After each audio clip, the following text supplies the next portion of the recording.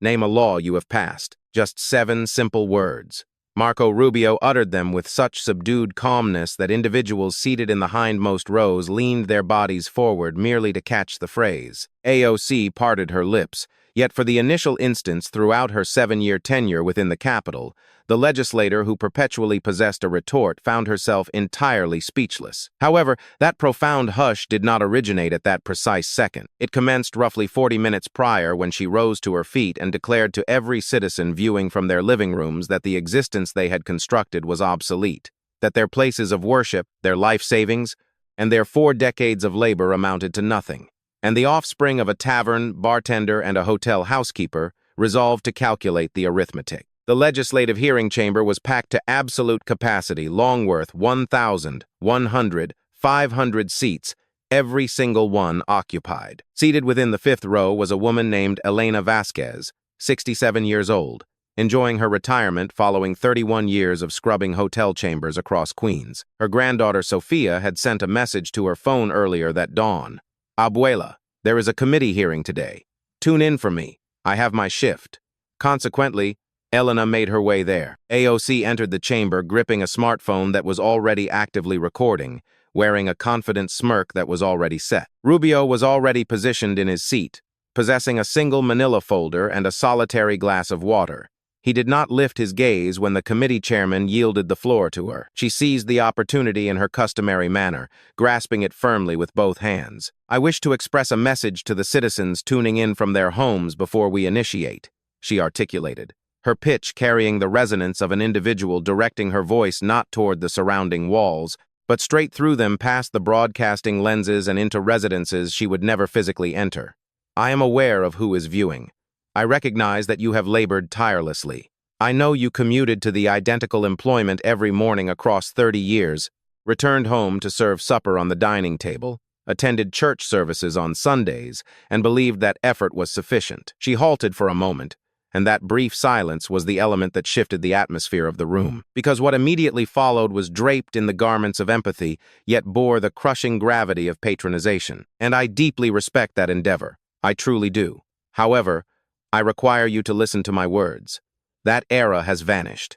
It is never returning. And the individuals within this chamber who continuously assure you that it will, who insist that if you merely toil slightly harder and pray slightly louder, everything will resolve peacefully, they are deceiving you. They are exploiting your spiritual faith and your endurance to keep you frozen in place while the very terrain shifts beneath your footsteps. She leaned closer toward the microphone audio receiver. "I am not positioned here to offer you consolation. I am positioned here to awaken you. The destiny of this nation does not belong to individuals who confuse mere suffering with true wisdom." She reclined back into her chair, displaying visible gratification. The legislative aides positioned behind her gave supportive nods. A handful of palms in the viewing gallery produced rapid, sharp applause. In the 5th row, Elena Vasquez did not comprehend every technical term, but she understood the meaning of church on Sunday. She understood serving supper on the dining table. She had executed both of those responsibilities every single week across 31 years, and the youthful representative on the broadcast monitor had just labeled those achievements as remaining frozen in place. Elena did not express outward fury. She merely remained remarkably composed and gripped the strap of her handbag slightly more firmly. Rubio did not step up as an apologist for the viewing audience. He refrained from lecturing AOC about her perspectives on a transforming world. He did not posture as a spiritual preacher, a political defender, or a working-class hero. He embodied precisely what he was, an individual who placed his trust in numerical figures. "Congresswoman," he articulated, his vocal tone measured, steady, and entirely devoid of theatrical cadence. "That speech amounted to a sermon, and I do not engage in preaching sermons. I deal in mathematics. Therefore, if it is acceptable to you, I would prefer to transition from what you philosophically believe to what you have materially executed, specifically regarding financial expenditure." He parted the cover of his folder. "You authored and introduced the Green New Deal resolution? Is that accurate?" "I did. And you have characterized this measure as the defining legislative act of our generation?" "I have termed it an absolute necessity, yes. And you have asserted that economic principles fully justify its implementation?" AOC adjusted her posture, straightening her back slightly. Every reputable analytical study demonstrates that the financial consequences of complacency vastly outweigh the financial expenditure of. Rubio elevated a single hand, just barely, resembling a pedestrian regulating traffic at an intersection. A simple affirmative or negative, Congresswoman. Do you place complete reliance on the data supporting your proposal? I have total confidence in the mathematics, Mr. Secretary. In that case, we are in agreement, Rubio affirmed with a nod. Let us examine the mathematics. He turned a leaf of paper within his folder, paused briefly, and peered over the top rims of his reading spectacles at the document resting before him. I ought to caution you. I brought a calculating device with me today. My spouse frequently remarks that it represents the most hazardous object in my possession. Her assessment is likely accurate. On one occasion, I attempted to assist my daughter with her algebraic coursework, and we both concluded our evening by dialing my mother for help. A gentle wave of amusement rippled across the viewing gallery, a natural, human warmth that permitted the chamber to exhale before the atmospheric pressure intensified. Rubio allowed the moment to subside. Then he pressed the sheet of paper flat against the desk surface, and the timbre of his voice shifted dramatically. What is the exact financial burden of your Green New Deal per American household on an annual basis, Congresswoman? According to your personal framework and your own projections? AOC responded without a moment of hesitation. Fixating on immediate monetary costs represents a diversion from the genuine environmental emergency. With every passing year of postponement, working households endure greater financial losses due to flood devastation, wildfire restoration, and medical treatments resulting from atmospheric pollution. The financial burden of complacency, I inquired regarding the expenditure your proposal imposes upon a household. You responded by describing the financial impact of meteorological events. Those represent two entirely distinct concepts. Rubio's vocal volume did not escalate by a single decibel. I will present the query one additional time. What is the annual cost of your proposal per family unit? Provide a specific numerical value.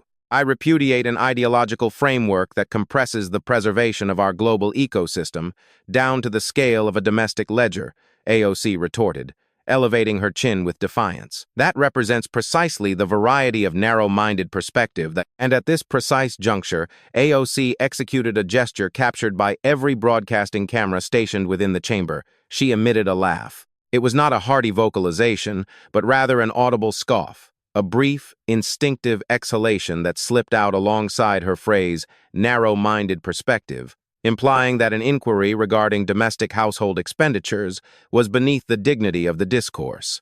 It suggested that calculating the monthly power utility invoice of a retired citizen amounted to a trivial errand. Rubio halted his speech. He directed his gaze toward her. His reading spectacles descended slightly down the bridge of his nose. You just emitted a laugh, Congresswoman. His delivery was exceptionally hushed. I inquired regarding the financial burden your legislative package imposes upon a family unit, and your response was to laugh.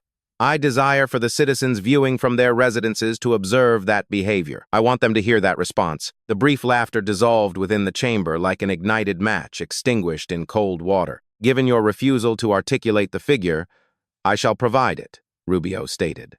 The American Action Forum, an institution directed by the former head of the Congressional Budget Office, representing an objective, nonpartisan economic research enterprise, projected the total cost of your legislative package to fall between $51 and $93 trillion over the span of a single decade. That translates to $600,000 assessed against every individual household. He allowed that profound figure to linger in the air. Furthermore, the Heritage Foundation evaluated merely a localized segment of your legislation, specifically the carbon taxation component, and determined that household electricity utility expenditures would escalate by 43 to 286%. He placed the document onto the desk and intertwined his fingers.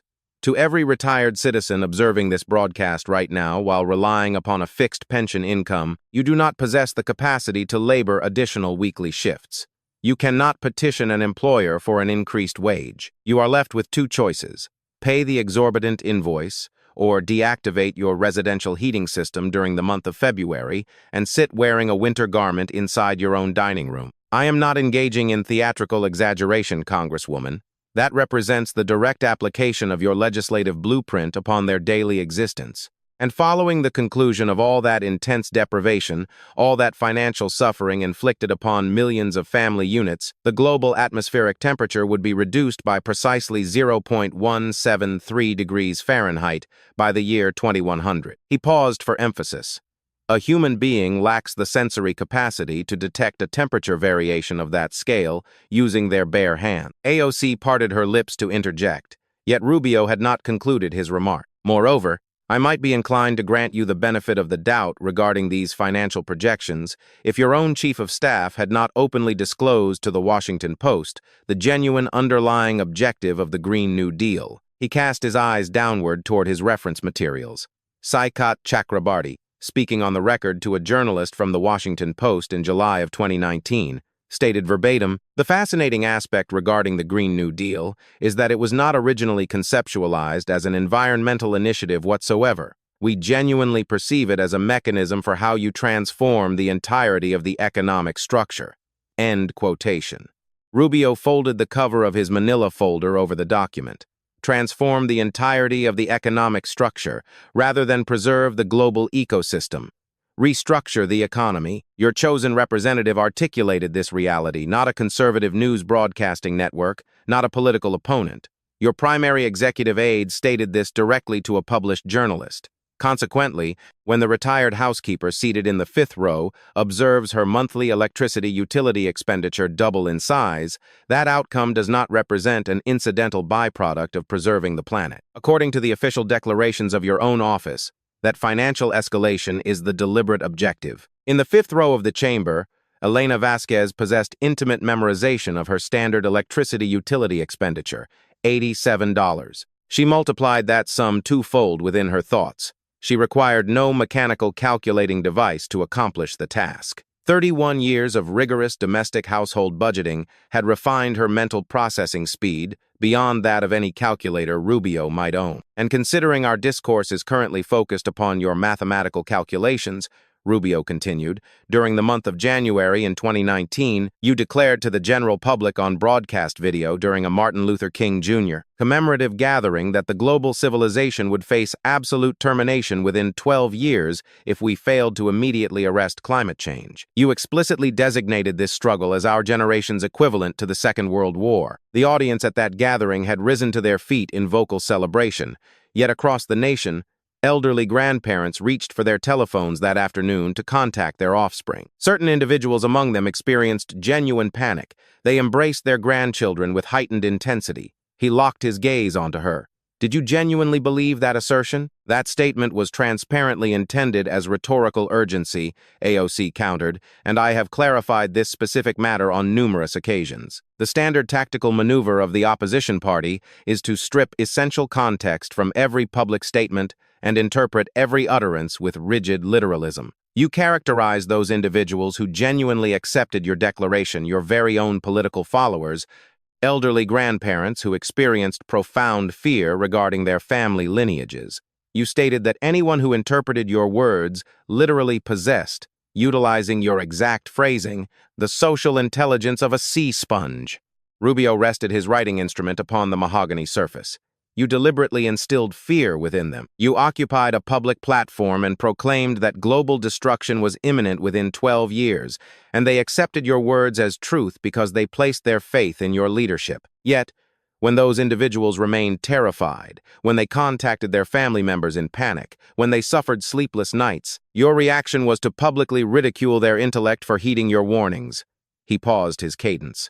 Were you engaging in jest with the retired housekeeper sitting in the fifth row? Was the future destiny of her granddaughter merely the punchline to a theatrical joke? AOC's facial muscles tightened visibly. I have waged an unrelenting battle on behalf of working-class households during every single day of my tenure within the House of Representatives, all while your legislative faction systematically dismantles the social safety programs upon which everyday citizens depend. I remain present on the legislative floor at 3 o'clock in the morning fighting for these communities. Then let us examine the substance of that specific battle, Rubio interjected, because the elderly woman seated in the fifth row resides within Queens, your legislative district. And 2 years prior, 25,000 employment opportunities were slated to arrive within her immediate neighborhood. The Amazon Corporation selected Long Island City, 25,000 employment positions, $30 billion in localized economic expansion, $4 billion distributed in employee compensation, accompanied by performance-contingent financial incentives,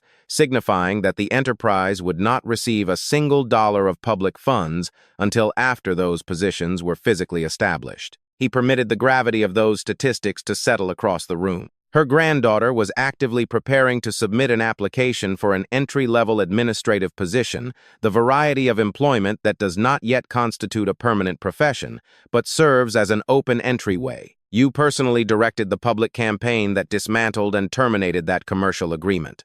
You publicly condemned it as corporate avarice. And when the Amazon enterprise packed its operations and relocated those positions to the state of Virginia, you published a digital message. He glanced briefly toward his reference page. I transcribed your exact phraseology this morning. Today marked the occasion when ordinary citizens of New York successfully conquered Amazon's corporate avarice.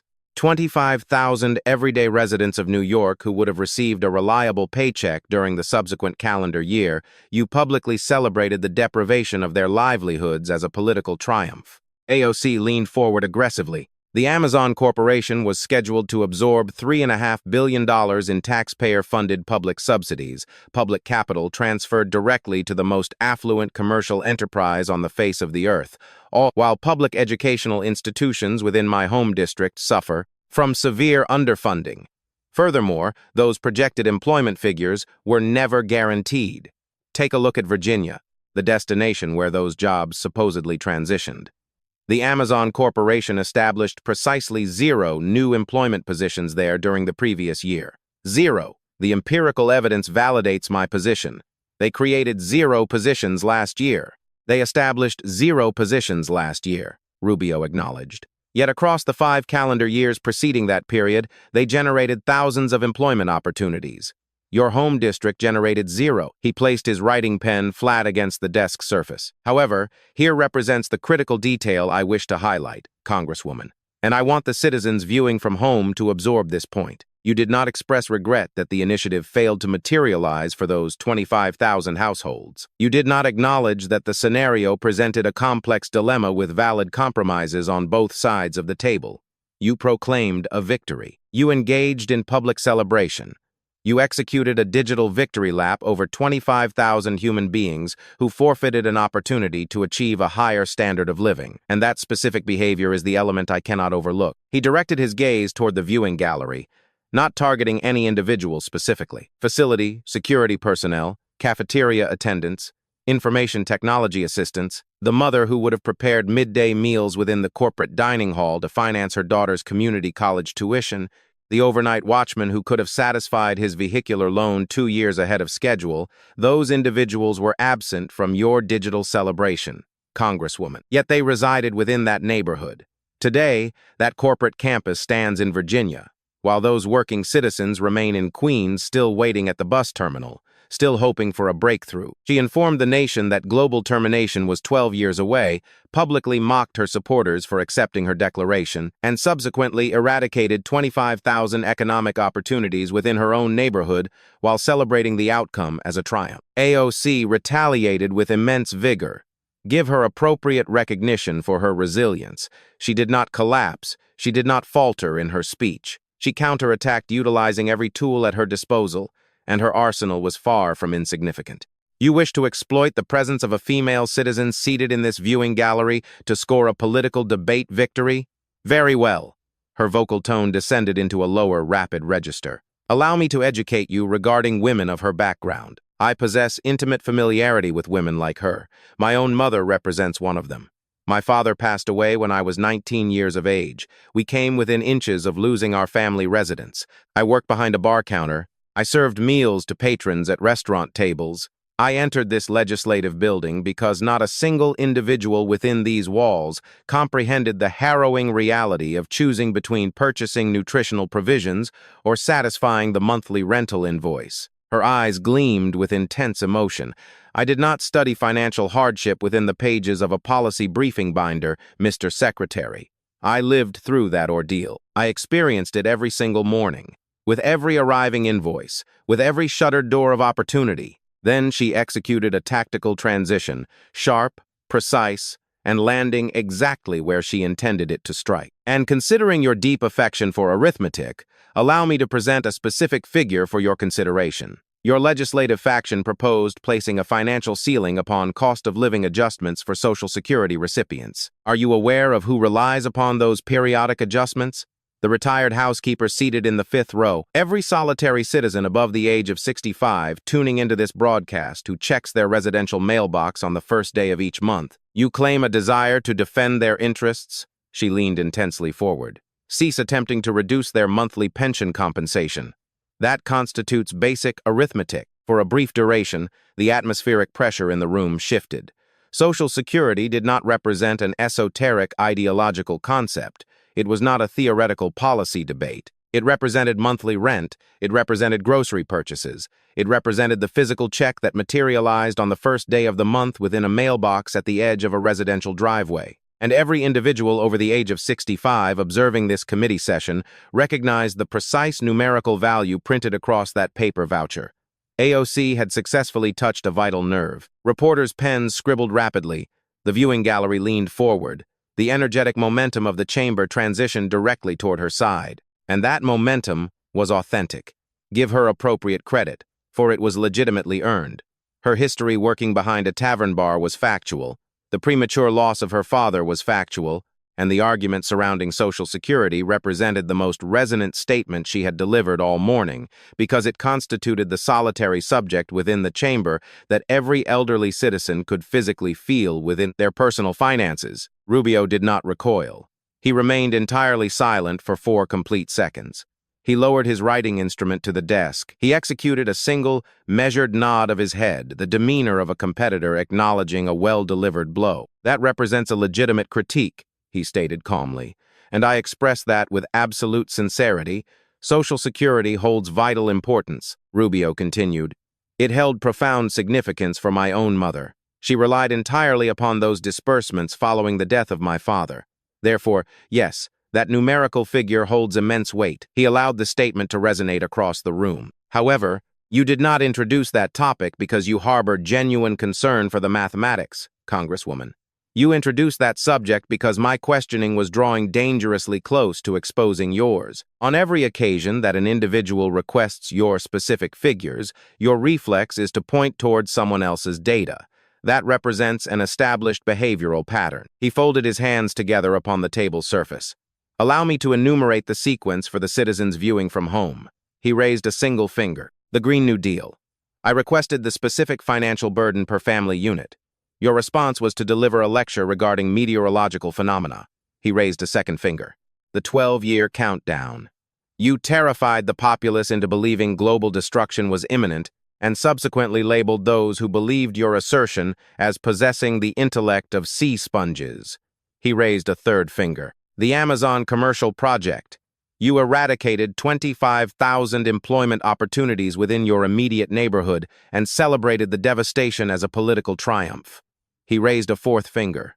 And precisely 30 seconds ago, I inquired regarding your fiscal calculations, and your immediate reaction was to direct attention toward mine. He gazed at his own elevated hand, 4 digits extended, before lowering it gradually back to the mahogany desk. And I have not even alluded to the matter of the evening gown, he remarked in a hushed tone, speaking almost as a parenthetical observation. In September of the year 2021, you attended the Met Gala adorned in formal attire, an exclusive social gathering where entrance admission commands $35,000 per ticket, and your garment displayed the slogan, "Tax the Rich." You paraded that attire inside a ballroom populated by the most affluent individuals in the United States of America, and they showered you with applause for the display. Yet, during July of the previous year, your own governing body, the House Ethics Committee, operating on a bipartisan and unanimous basis, concluded that you impermissibly accepted illicit gratuities and benefits associated with that gathering. The fashion creator discounted financial charges only after your staff actively solicited reductions.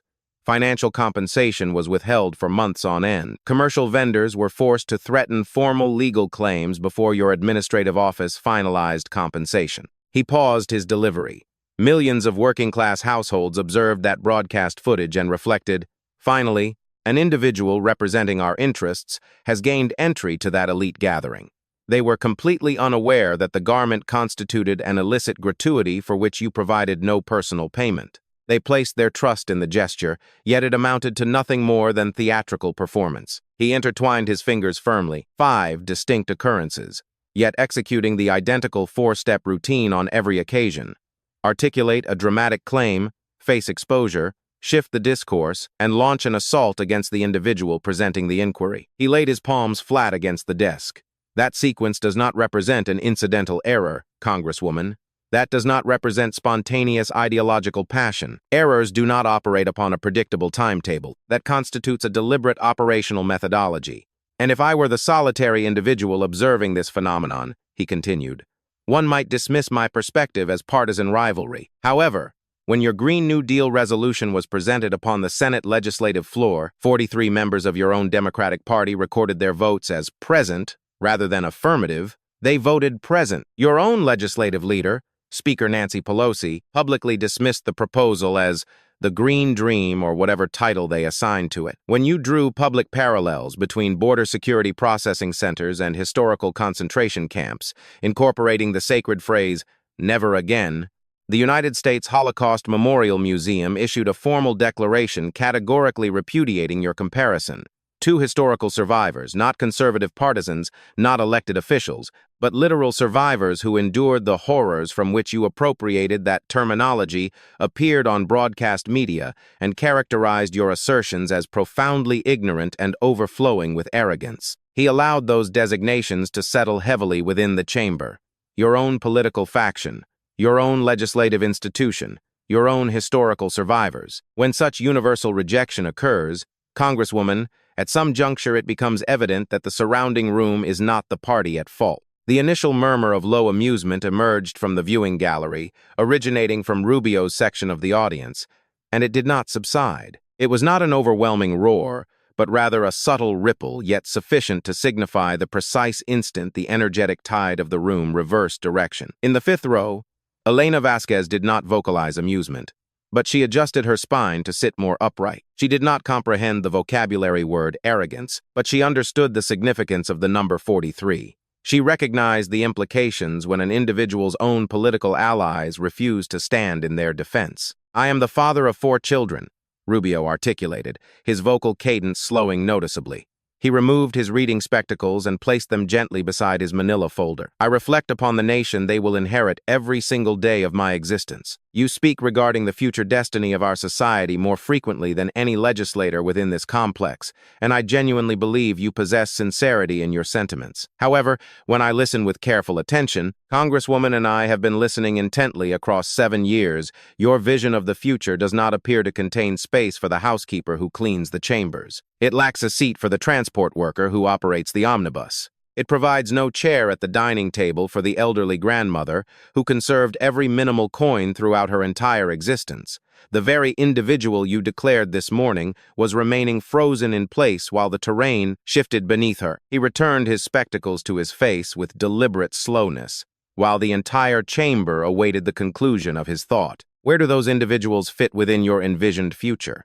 Those who attended church services on Sundays not due to external compulsion, but because they held genuine spiritual faith. Those who served supper upon the dining table not because the socio-economic structure was equitable, but because their offspring required nourishment, and that responsibility provided sufficient justification. Where do those human beings transition within the society you are constructing? Because I have been listening with utmost attention, and I do not hear their voices represented. Your own political faction refused to vote in support of your legislative blueprint. The Holocaust Memorial Institution repudiated your rhetoric. 2 historical survivors labeled your expressions as ignorant. And now the question stands regarding where everyday working citizens fit within your vision of tomorrow. Rubio adjusted his posture within his chair. He removed his spectacles once more, polished the lenses against the fabric of his necktie, and restored them to the bridge of his nose. It constituted a minor, customary physical movement, the variety of action an individual executes when gathering their internal resolve for the ultimate statement they intend to deliver following an exhausting morning of debate. I am nearing the conclusion of my remarks, he stated calmly, and I desire for you to hear me affirm that I did not arrive at this chamber to inflict humiliation upon any individual. I have personally experienced public humiliation within the political arena. He expressed this sentiment straightforwardly, entirely devoid of self-pity, and every spectator who recalled a certain primary debate stage in the state of New Hampshire during the year 2016 understood his precise reference without requiring explicit elaboration. It does not represent an experience I would desire to inflict upon another human being. I merely wish to present one final inquiry. He elevated a single hand with all digits extended, subsequently folding them inward one by one until solely his thumb remained vertical, resembling an individual who had been tabulating data throughout the entire morning session and had finally arrived at the ultimate figure. 7 simple words. He locked his gaze directly upon her eyes. Name one bill you have enacted into law. The chamber descended into a profound stillness, a silence entirely distinct from the quietude that preceded it. Previous moments of silence had represented an audience actively listening. This specific silence represented an audience actively tabulating. AOC straightened her posture. I have vigorously championed and co-sponsored scores of vital legislative proposals that a single enacted bill, Rubio interjected firmly, that successfully passed into law bearing your name as the primary author. The legislative mechanism is fundamentally predicated upon assembling collaborative coalitions and exerting political leverage to expand the boundaries of what is politically feasible within a single enacted law across 7 years. 1. She offered no further response. This silence did not stem from an absence of potential statements. There existed numerous concepts to articulate. There were perpetually statements to make, and she had constructed an entire professional reputation upon possessing them, upon possessing a greater quantity of retorts than any other individual within the chamber, delivered with superior speed, sharpness, and vocal projection. Yet within this specific chamber, illuminated by these overhead fixtures, surrounded by broadcasting lenses 3 rows deep, with a viewing gallery leaning forward in anticipation, and 500 individuals awaiting the citation of a single legislative title, the statements available to her did not correspond with the question that had been posed. And the entire chamber detected the discrepancy. It constituted the resonance of an inquiry specifically engineered to yield a single definitive response, and that required response was failing to materialize. A security officer stationed along the perimeter railing shifted his physical weight. A press journalist positioned in the second row ceased moving his pen and elevated his gaze. An attendee wearing a patriotic lapel emblem near the front row concealed her lips behind 2 fingers, not out of profound shock, but because she was witnessing an individual confront a barrier that refused to yield. Rubio remained silent. He did not attempt to occupy the quietude. He permitted the silence to execute its function, resembling an individual allowing water to seek its natural equilibrium. When he finally spoke, his vocal register descended to the lowest tone he had utilized all morning, devoid of anger, residing in a space beyond frustration, occupying a realm much closer to simple mathematical absolute. 7 years within the House of Representatives, thousands of public addresses, millions of digital followers, the most universally recognized freshman legislator across the entire historical annals of this institution. Yet for the elderly grandmother seated in the 5th row who spent her lifetime cleaning hotel chambers, her daily existence has not improved by a single numerical digit as a consequence of your legislative efforts. Not one additional dollar within her financial accounts. Not one enacted statute within the legal code. Not one solitary figure. He paused his cadence. You informed her this morning that her familiar world had vanished, yet you failed to construct a functional replacement for her. Congresswoman, you merely informed her that the life she built was inadequate. He intertwined his fingers for the final time. 7 years. Immense rhetorical fire. 0 enacted laws. No individual within the chamber emitted a laugh. The audience executed an action far more devastating than laughter. They engaged in subtraction. They evaluated the 7 years of tenure.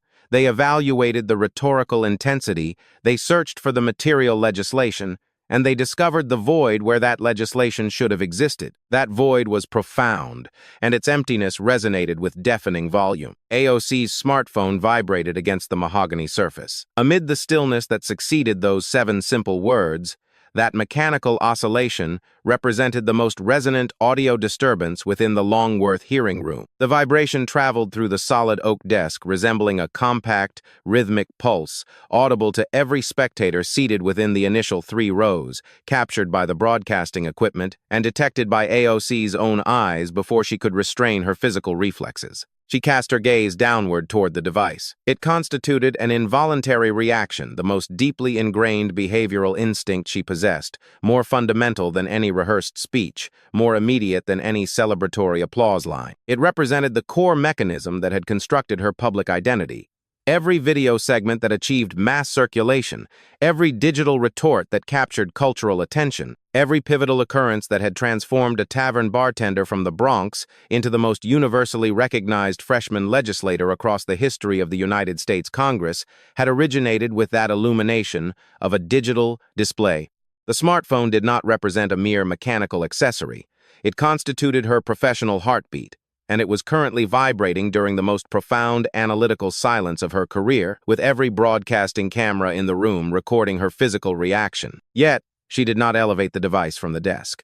She stared at the illuminated display for 1 complete second, subsequently placed her palm flat against its surface, flipped the screen downward against the wood, and left it untouched.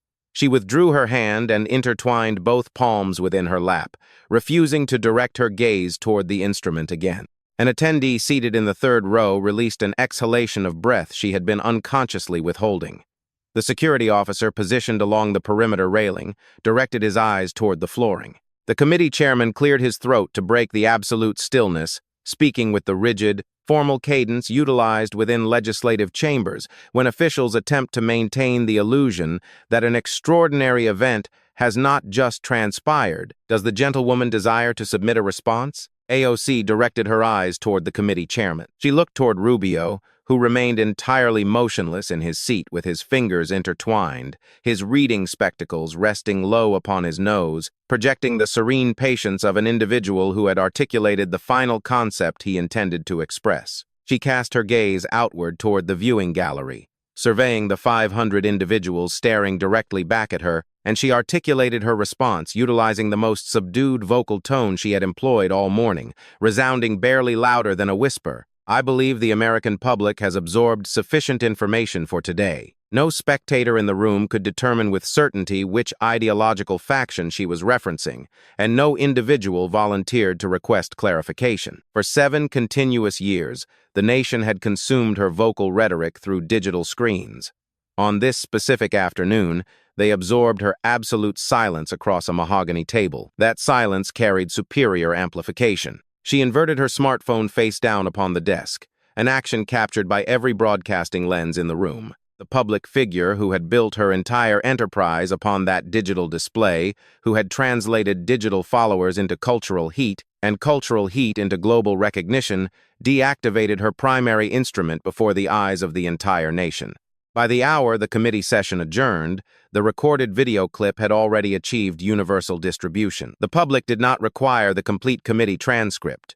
No individual sought the full multi-hour recording. They required merely the brief segment of Rubio leaning forward to deliver 7 simple words, followed by the profound stillness that succeeded the inquiry, a 20-second video loop circulating relentlessly. Name 1 bill you have enacted into law, accompanied by the hollow void where the response should have materialized. Citizens across the country were no longer debating the merits of the Green New Deal, the corporate ethics of Amazon, or the administration of Social Security. They were observing an individual who had never previously lacked a verbal retort experience, the profound realization of desperately requiring one and finding her arsenal entirely vacant. In the marble corridors immediately outside the Longworth chamber, a press journalist intercepted a Democratic legislative assistant walking at a rapid pace. The assistant refused to permit the publication of his identity.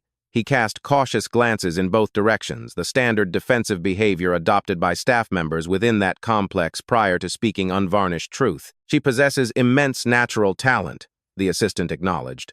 No sensible individual has ever disputed that reality. However, 7 years represents an extensive duration to maintain public recognition, solely predicated upon exhibiting vocal outrage. Eventually, an elected legislator is required to enact substantive policy into law. He resumed his rapid walk before the journalist's recording device could be elevated closer. Elena Vasquez boarded the public omnibus for her return transit to Queens. She positioned herself adjacent to the window with her handbag resting securely in her lap, observing the urban landscape glide past through the fading illumination of the late afternoon sun. She had not comprehended every intricate detail that transpired within that hearing room. Certain English phrasing had been delivered with excessive rapidity, numerous policy terminology had proven overly complex, and there existed extended intervals where she had focused her attention upon the rhythmic cadence of the speakers' voices, rather than their literal vocabulary absorbing greater comprehension from those tonal shifts than she would have acquired through formal linguistic translation. Yet Elena Vasquez comprehended the fundamental truth beneath the discourse. She recognized the significance when an individual inquires, "What material results have you produced?" and the opposing party fails to provide a direct answer. She understood the dynamics when a gentleman holding a slender folder requests the citation of a single legislative title, and the woman seated across the table offers every conceivable response except the required name. 31 years of scrubbing hotel chambers had educated her regarding the critical distinction between an individual who executes actual labor and an individual who merely delivers speeches concerning labor. She had served under both varieties of supervisors throughout her career. She recognized with absolute clarity which category of manager left the room genuinely clean. The bus crossed the river bridge, evening sunlight warming Elena's weathered hands. She thought of her granddaughter Sophia, the vanished corporate job, and the politician who dismissed her entire life's work as obsolete. Yet her world remained intimately real, alive within this very public bus, her calloused fingers, and Sophia's tireless daily work ethic. Her phone buzzed in her purse. A digital text from Sophia appeared. "Abuela, did you watch?" Typing deliberately with one single finger, Elena replied, "I watched, mija." He counted. Back in the hearing chamber, Marco Rubio neatly aligned his manila folder, capped his pen, and safely tucked it away. Buttoning his suit jacket, he pushed his chair under the mahogany desk, honoring a childhood lesson to always leave a room exactly as he found it. Ignoring the shouting press and flashing cameras, he strode down the polished marble hallway. There were no celebratory victory laps or theatrical media sound bites. When an eager reporter jogged alongside him requesting a statement, he offered only a subtle nod and kept steadily walking. The son of working-class parents departed just as they finished their own labor shifts. Quietly, the job completed, knowing the retired maid perfectly understood him.